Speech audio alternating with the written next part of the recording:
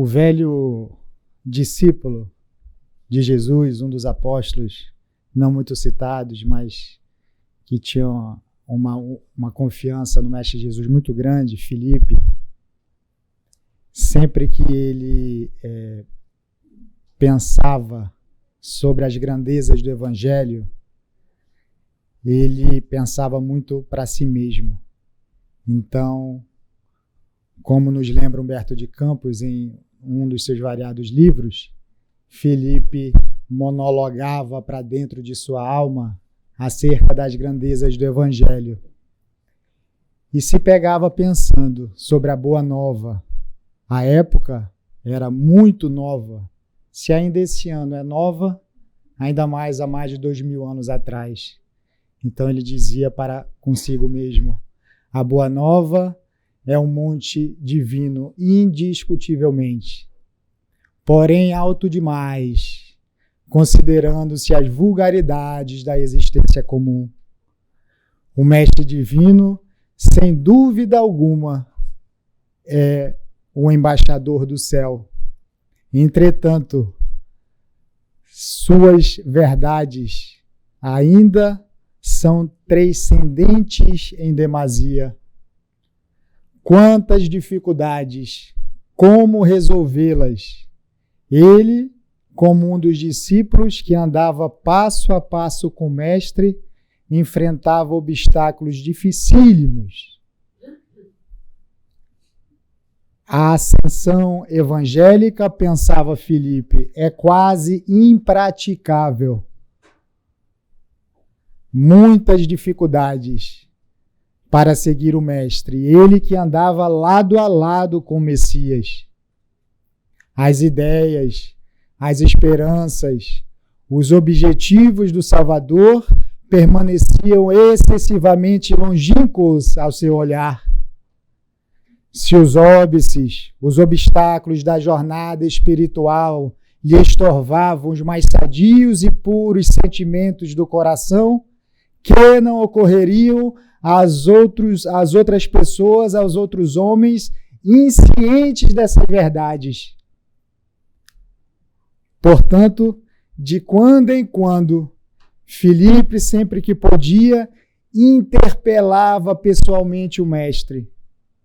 E o Mestre, sempre dócil e persuasivo, respondia: Filipe, não te subjugues por semelhantes pensamentos. É indispensável instituir padrões superiores com a revelação dos cimos, dos cumes, do alto, inspirando os viajores da vida e estimulando-os quanto for necessário.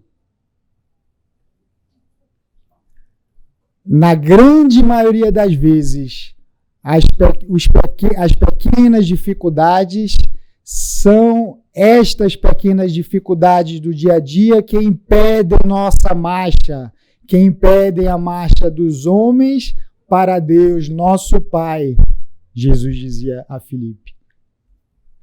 Portanto, não menosprezes impensadamente a claridade que refugie mais além, meu irmão.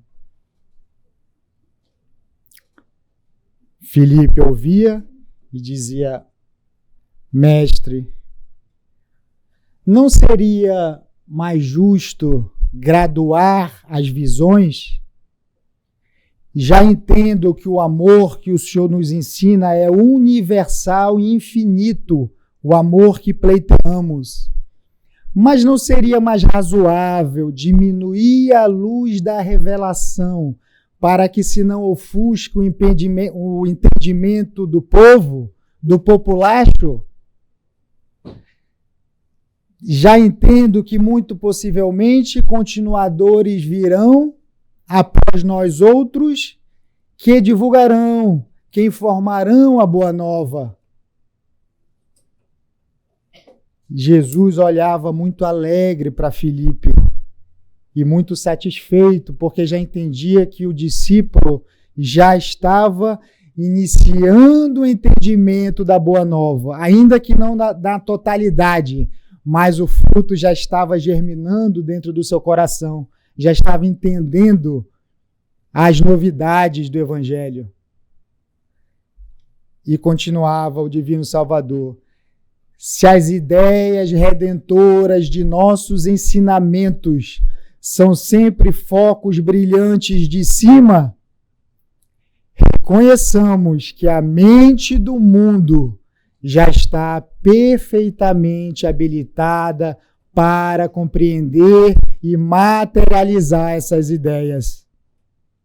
Isso Jesus diz a Filipe há mais de 2000 anos atrás. A mente do mundo já está perfeitamente habilitada para compreender e materializar as ideias redentoras que Jesus estava divulgando pela primeira vez no mundo. Não é a coroa do Planalto que perturba a planície.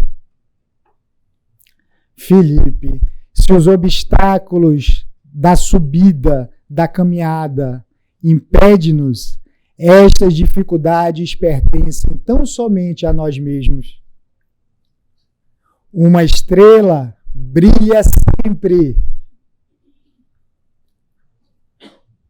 Todo impedimento na edificação do reino celeste está situado dentro de nós mesmos.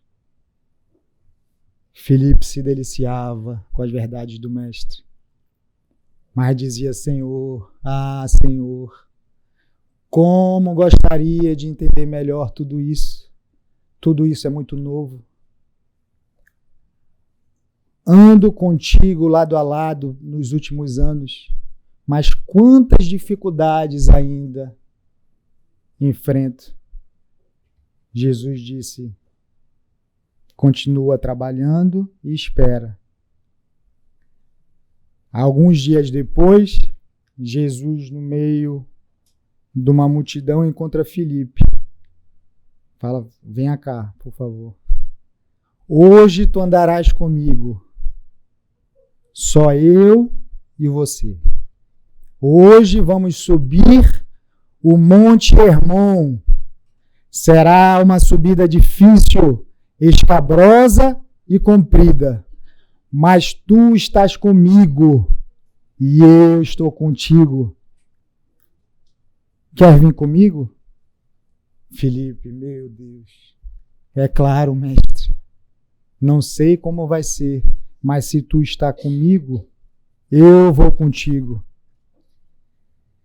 E a história relata que no início da caminhada, enquanto estavam na planície, Filipe via as árvores, via as cordilheiras, tudo era muito bonito e tudo mais fácil. Olhava o mestre ao lado dele, sentia-se entusiasmado, mas Filipe observou que à medida que ia subindo, a paisagem esverdeada da planície se tornava um pouco mais desértica, não mais as árvores, não mais as cordilheiras, mais deserto, mais cinza, mais areia, mas ele estava ao lado do mestre. Sempre que ele iniciava algum tipo de angústia, ele olhava para o mestre e asserenava seu coração. E foram subindo. Mas Filipe observou que quando subiam, pequenas pedrinhas entravam nos dedos dos pés. E ele tinha que parar um pouco, pedir desculpa do mestre, muitas vezes tinha que sentar, com muita paciência, tirar pedrinha por pedrinha dos dedos dos pés. Jesus sentava e pacientemente aguardava Filipe tirar todas as pedrinhas. Muitas vezes, o próprio Jesus retirava as pedrinhas dos pés de Filipe. Quanta experiência nova para Filipe! O mestre dos mestres, o médico das almas, tirando as pedrinhas dos meus pés, ensanguentados, muitas das vezes. E a história verídica nos diz que Filipe retirou, sentou e aguardou trabalharam juntos nessa operação dezenas de vezes durante a escalada. E ao chegar no topo, Filipe, felicíssimo, olhava para Jesus mais feliz que ele mesmo, como a dizer: tu conseguiste, meu irmão. Viu só? Tu conseguistes, eu estou contigo. E deslumbraram a paisagem magnífica, o céu azul, o vento, a atmosfera, tudo mais leve, mais calmo, depois da turbulenta subida. E Jesus, como não perdia oportunidade alguma para ensinar, aonde estivesse, com a paisagem que tivesse, continua a evangelização, se assim podemos dizer, para Filipe. Reconheces, Filipe, que não foi a claridade do alto que nos dificultou a marcha, e sim as pequenas pedrinhas do chão. Meu irmão, um dia radioso nunca fez mal. Uma estrela beneficia sempre.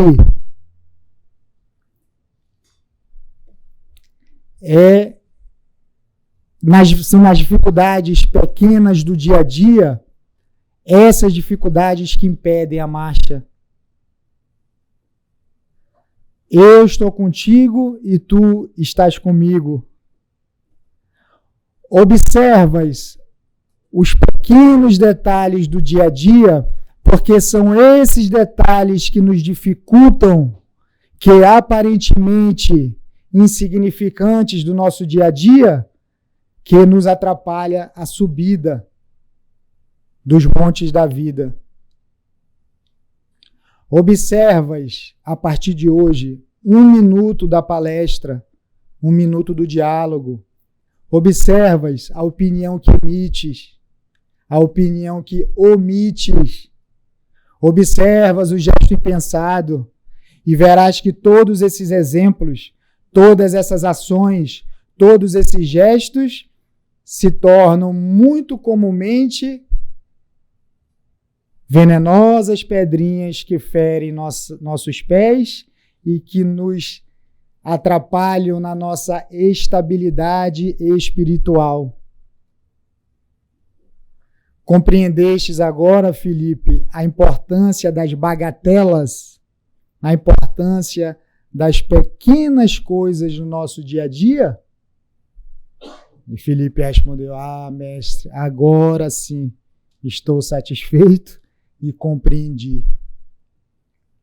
Então, muitas vezes, nós queremos atingir uma evolução esquecendo das pequeninas coisas do dia a dia, dos detalhes de quem está conosco, dos nossos relacionamentos. Muitas vezes precisaremos sentar, sabemos disso, cansados, porque nós nos perdemos dentro dos nossos próprios erros e precisamos sentar muitas vezes para tirar as pedrinhas que já estão sangrando nossos pés. Mas devemos incutir na nossa mente e tentar visualizar sempre a figura do Mestre, porque ele estará sempre ao nosso lado.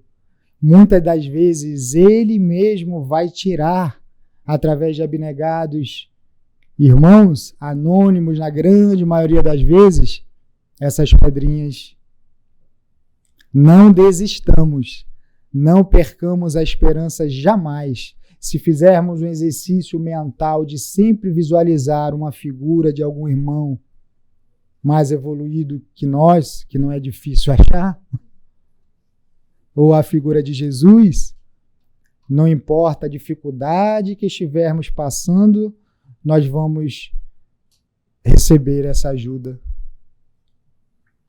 Muitas das vezes, vamos querer desistir da caminhada, achar que é impossível, que é difícil. Difícil, Jesus nos ensinou que sempre vai ser.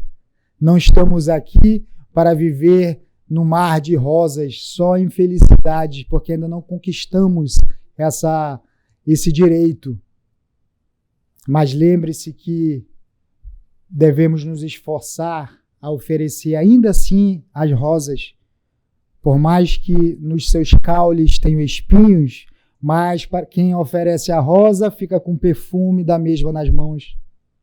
Não esqueçamos disso. Tem uma fala do querido Haroldo Dutra Dias sobre a jornada da alma, que ele tece alguns comentários muito interessantes, onde diz que todos nós temos uma jornada. A doutrina espírita, uma das grandes contribuições, uma das grandes dádivas da doutrina espírita é que ela nos dá com bastante segurança e bastante detalhamento sobre a jornada da alma, que todos nós possuímos essa jornada, que essa jornada da alma é uma jornada pessoal, sempre evolutiva, mas sempre pessoal, não solitária. Pessoal é diferente de solitário. Jesus sempre andou acompanhando e acompanhado, nunca solitário. Então, a jornada pessoal, nós devemos, dentro da coletividade, dentro da família, quase todas as vezes, se não sempre, muito difíceis, aqui, ali, acolá, a sociedade, o trabalho, sempre teremos dificuldades. Ainda está nesta transição planetária. Não pode ser diferente, é da lei. Mas apesar de toda essa dificuldade, nós, se entendermos que nós estamos em uma constante evolução, nós vamos, dentro da coletividade, entender e conseguir evoluir. Porque senão, nós temos uma grande tendência de olhar para o mundo como está, de olhar para as outras pessoas, de olhar para nós mesmos e achar que tudo vai ser assim, que o mundo vai continuar assim, porque eu já vejo esses problemas há 30 anos, o meu país vai ficar assim para sempre. As pessoas que estão à minha volta há muitos anos que eu as conheço e não mudam. Eu não vou mudar. Nós trazemos essa tendência dentro de nós e se continuarmos a pensar assim, nós estamos nos boicotando. Nós estamos nos atrapalhando. E isso é um grande engano. Porque se há um determinismo divino, esse determinismo é que todos nós vamos evoluir. Todos nós estamos evoluindo. Todos nós seremos felizes. Já somos. Dentro de uma felicidade ainda muito trabalhosa, muito temporária, muito rapidinho. Final de semanazinho, um sábadozinho, um domingozinho. Mas é a felicidade que nós já conquistamos. Não podemos conquistar outras coisas mais. Não temos esse direito. O nosso dever é nos satisfazer com essa pequena felicidade que já temos. Porque aí de passo a passo, de caminhada a caminhada, nos montes Hermons da vida, nós vamos conquistando um dia a pureza espiritual em outra localidade espiritual. E ao conquistar a pureza espiritual, paralelamente nós vamos conquistar a pureza da felicidade. Mas por enquanto, vamos nos satisfazer com esta felicidade que já conquistamos. A felicidade real que já conquistamos. Porque se observarmos, às vezes, felicidades muito temporárias que vemos por aí e de pessoas que é muito fácil nós dizermos que não merece porque foi conquistado com exercícios escusos, não tão leais e não tão justos e não tão legais, Mas, primeiro, quem somos nós para julgar? E, segundo, não é essa felicidade que estamos falando. Estamos falando da felicidade interna, silenciosa, que no meio do caos nós estamos em paz. No meio da dificuldade, nós estamos felizes. No meio da doença, nós estamos felizes. De uma certa forma. É a felicidade que nos traz a paz do dever estar sendo cumprido. Então, vamos vendo que nós podemos, se quisermos, não que devamos, mas se nós não quisermos continuar com essa evolução e estagnar, nós temos o nosso livre-arbítrio. É de sua responsabilidade. Você vai ver irmãos passarem, evoluir, mudar o pensamento, pequenos detalhes, ficar mais calmos, menos ansiosos e você continua naquela mesmice. Não é que você está evoluindo, porque não existe, mas você está estagnando. Só que, meus irmãos, uma hora cansa. Errar cansa. Fazer o mal cansa. Chega uma hora que nós entregamos nossas espadas, nós entregamos nossas armas.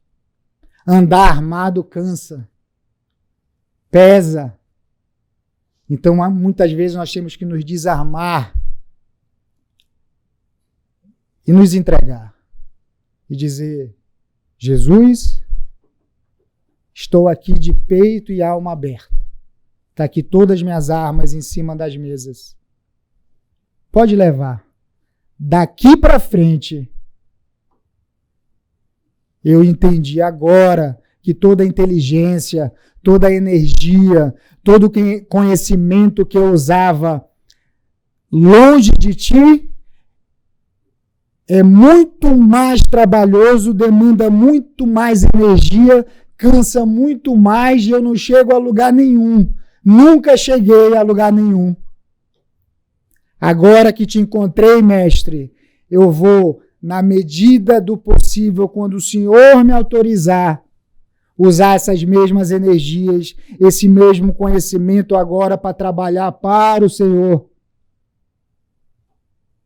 Com Jesus, por Jesus e ao lado de Jesus. E vamos observando como é mais fácil.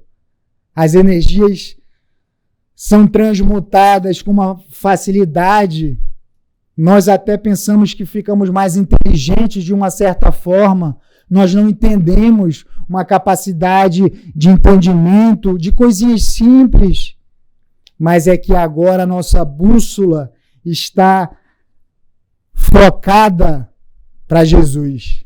E a vida muda como por um encanto, não externamente vamos nos debater e nos tropeçar pelos mesmos problemas, mas agora vamos resolvê-los de uma forma totalmente diferente, porque agora nós vamos sempre visualizar o nosso Divino Salvador ao nosso lado. E toda vez que estivermos sangrando com os pés doendo, nós vamos se dar o direito de sentar, sim.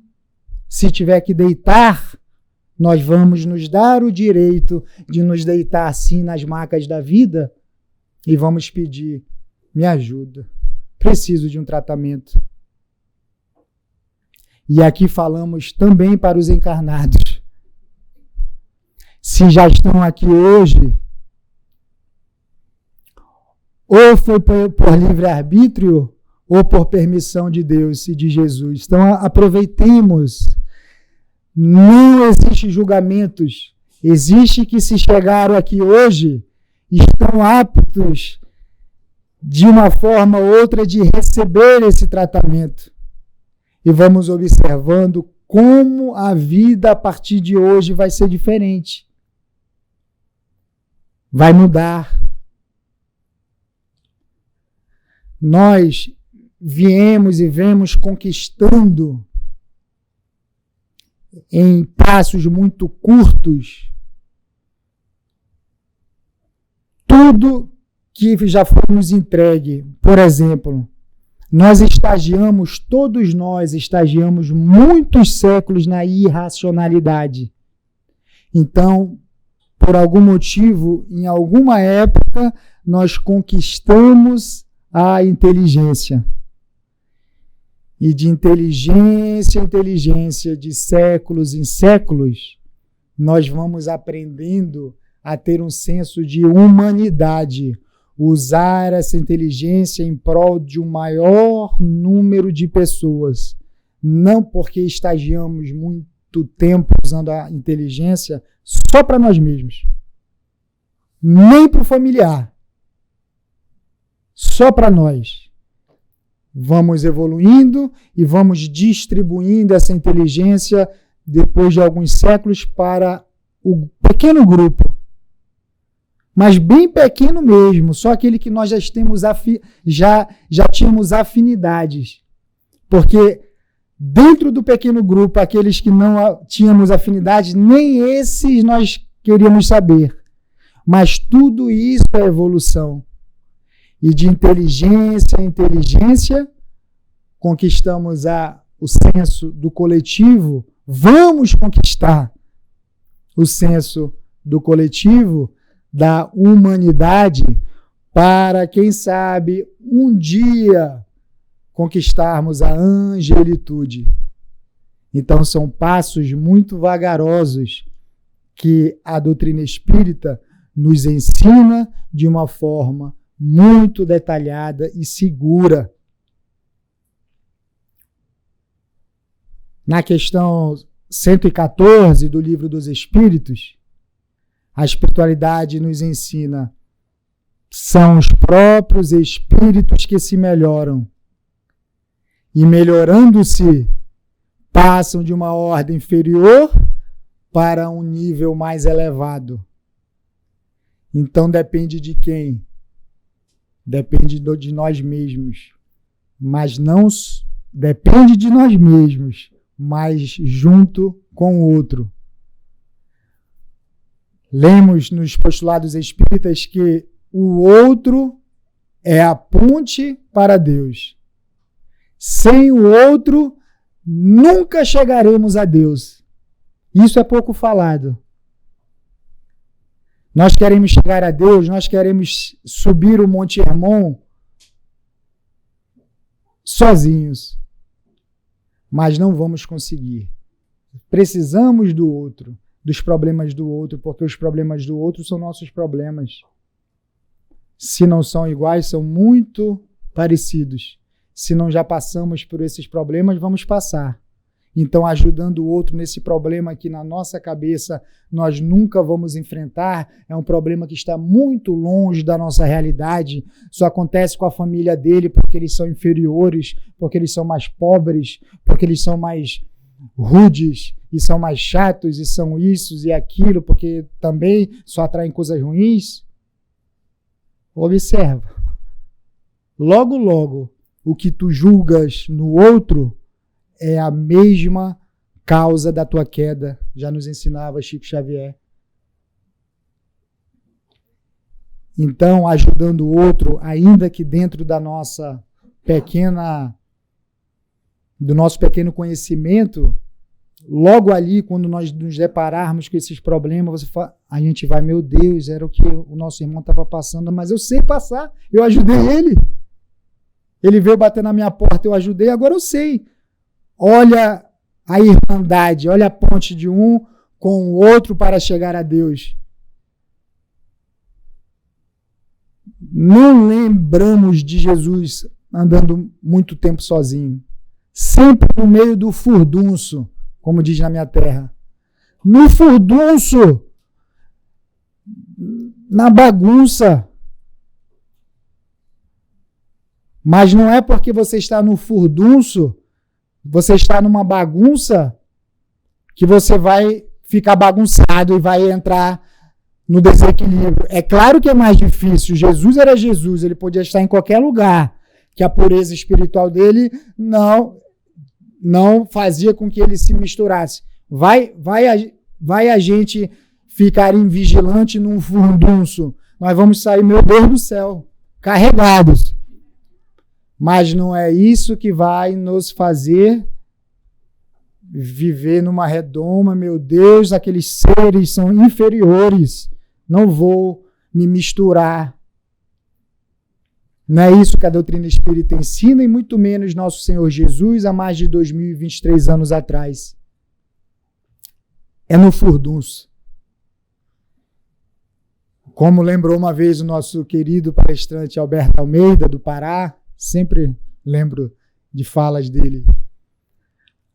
Para descobrir se você já é um espírita de verdade ou não, basta uma fila, no Brasil, né? Basta uma fila de banco para ver quem é espírita e quem não é.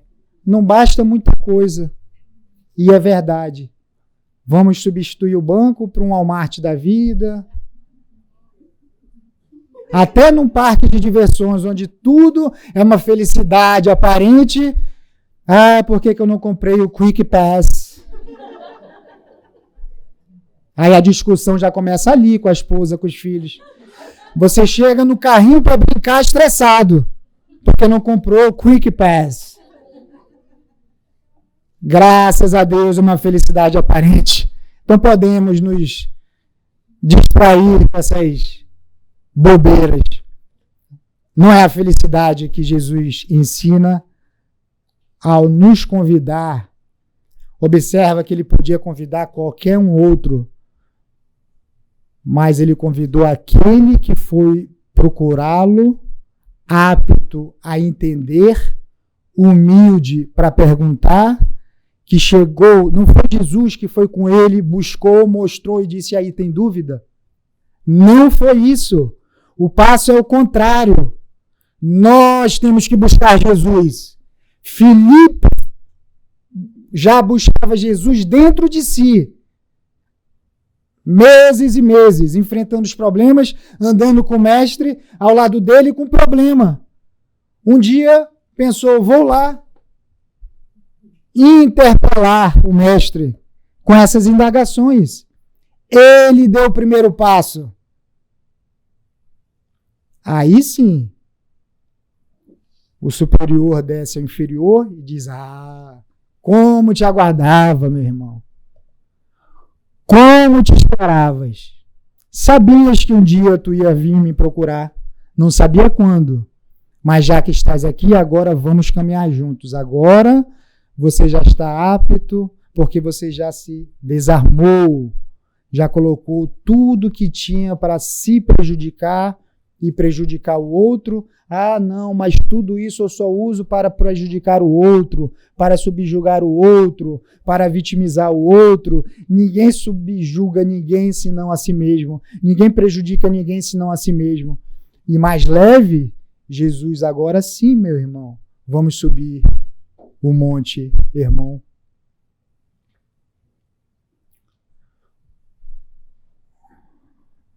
Calderaro uma vez disse a André Luiz: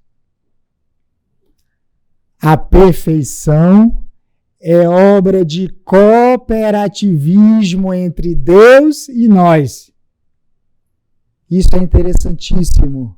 Essas verdades caem entre nós, só encontramos na doutrina espírita. A perfeição divina é obra de cooperativismo entre o Criador e a criatura. Deus não faz obra acabada, Deus faz obra constantemente. Nunca parou de obrar, mas não faz obra acabada. Quem vai acabar as obras de Deus somos nós. E temos que entender isso. Então eu sou um co-artífice? Eu sou um colaborador divino? Sim! E se internalizarmos isso, vamos vendo quão diferente nós vamos ser no mundo, com os nossos filhos, com as nossas esposas, com os nossos maridos, com a sociedade. Porque aonde nós estivermos, no país que for, nós já entendemos, incultamos e internalizamos isso, que nós somos colaboradores divinos e se Deus precisa de nós para finalizar algo. Olha a importância da nossa alma para o Criador.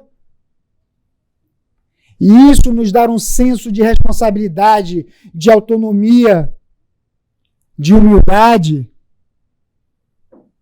Porque agora que entendemos isso, depois de quase toda essa encarnação, ou já na metade dela, mas não importa.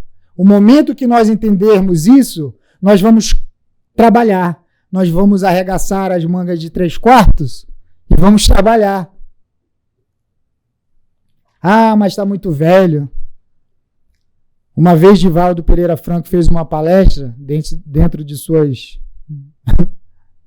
milhares, e uma senhora que tinha quase 100 anos o procurou e disse assim: ah, meu irmão, desculpa não ter vindo ontem, era um congresso de mais de um dia, porque eu tinha faculdade. Ela tinha acho que uns 101 anos, se não me engano, ou 100 anos. Até Divaldo ficou surpreso. Falou: meu Deus, mas por que, minha irmã, a senhora ainda estuda? Falou: estudo, porque na próxima encarnação eu aprendi com você, Divaldo. Chega, ele se assustou. Eu aprendi contigo. Eu quero me formar nessa porque eu quero vir com tendências para esse assunto que eu sempre fui apaixonada, mas não tive tempo por criar minha família, meus netos, meus bisnetos. Agora com 100 anos eu tive um tempinho. Aí o curso é de 4 anos. Se Deus me permitir eu não desencarnar até eu pegar meu canudo, a próxima encarnação já quero vir com esse conhecimento. Olha que sabedoria. Divaldo diz que toda a palestra dele, ele até esqueceu que o que valeu naquele dia foi o ensinamento daquela senhorinha de 101 anos. E isso é porque ela aprendeu através da doutrina espírita. O tempo não importa. Ela já se sentia uma colaboradora de Deus nos seus altos 101 anos de idade, 102, 100. Uma jovem senhora. E isso é maravilhoso. Então vamos vendo que se cooperamos com Deus, nós não podemos perder tempo. Não é que nós devemos correr, ficar ansiosos.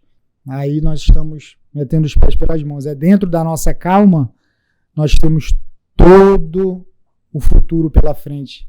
Como dizia Felipe, o amor é que pleiteamos. É universal, mas ele também é infinito. Depois do infinito, quando acaba o infinito, vem Deus. Para termos uma noção de tamanho. Quando a gente conseguir chegar lá no final do infinito, é bem ali. Dobrando ali, vai aqui, dobra ali na 10, antes da Lions ali. Aí vem Deus, depois do infinito. Então, como é que, eu não vou ter tempo, eu sou muito velho para fazer faculdade, eu estou velho para ter filho, que não sei o que, que não sei o que. O tempo é sempre o nosso amigo, quem está com Cristo e através de nós, dentro da doutrina espírita. Lá em Jerusalém, na tosca residência de Arão. Arão era um curtidor. Já falamos aqui que essa profissão era muito mal vista à época de Jesus. Curtidor era quem tratava das peles dos animais, dos porcos, de outros animais, sujo, fedia, a casa ao redor ficava sempre assim. Então, os mais assim não se misturavam com curtidores. E Jesus vivia na casa dos curtidores. Realmente veio para quebrar paradigmas, o nosso Divino Mestre. Então, saindo da casa de Arão, ele encontrou Zacarias. Zacarias era um rico, tinha muitas terras de vinhedos, de vinhas, riquíssimo. Então, quando ele saiu da casa de Arão, ele encontrou Zacarias e, percebendo que Zacarias ia no rumo de um local festivo em Jerusalém, Jesus aproveitou e viu a sua angústia e, como um auscultador mor das almas humanas, começou a tecer comentários sobre o reino de Deus. Zacarias não estava nem esperando nada, só queria caminhar, encontrou Jesus, ficou muito feliz, e acompanhou o mestre, não queria perder a oportunidade. E Jesus disse: Zacarias, o reino de Deus, meu irmão, é o bem, o bom e o belo vencendo o domínio dos homens. Todos vão ser bons. Os filhos de todas as castas, de todas as raças, irão andar irmãmente. Não existirá mais inferior e superior, Zacarias. Ok. O sol brilhará sempre com seu manto luminoso e trará paz reconfortante para todas as almas. O lavrador sempre dividirá a sua semeadura com outro lavrador que, por alguma razão, perdeu a oportunidade da semeadura. As guerras não mais existirão, desaparecerão da terra. A viuvez e a orfandade não derramarão mais uma lágrima sequer, porque todos entenderão que a desencarnação, a morte, é somente uma antessala para o amor universal e imortal e infinito. Os enfermos, sejam eles quem forem e como estiverem, sempre acharão um leito reconfortante. A inveja e o egoísmo não subsistirão em nenhum coração.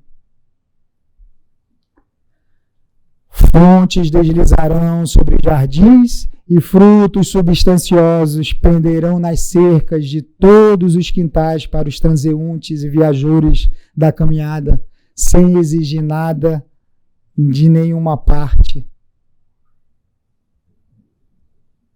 Todos se ajudarão, sem ninguém pedir nada de ninguém. Todas as criaturas alentarão consigo o anseio de construir o céu na terra que o Todo Misericordioso nos entregou.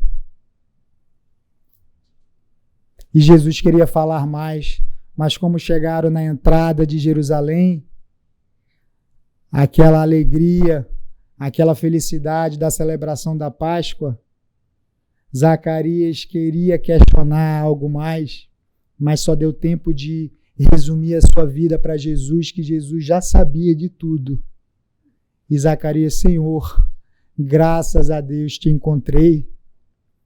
Vim lá da minha cidade, Jericó, de vila em vila, passo a passo, casa em casa, cidade em cidade, para te encontrar.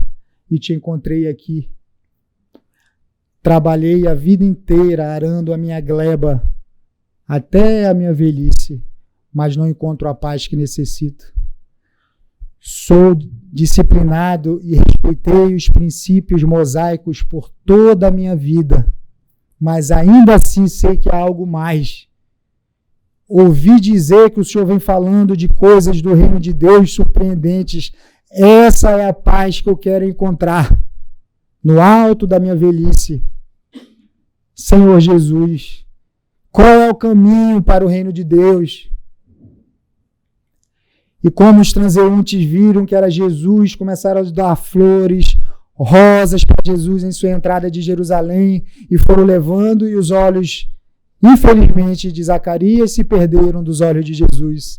E o povoado levou Jesus para longe. Zacarias queria continuar, queria a resposta do caminho do reino de Deus, mas não conseguiu. Mas não importava, ele já tinha recebido um pouco daquela energia de entendimento. E como Zacarias tinha que descansar apenas 48 horas, 2 dias, no vale de Rinom, na casa de parentes, ao chegar no vale de Rinom, dissertou sobre as novidades de pequenos minutos com Jesus, e os familiares ficaram maravilhados.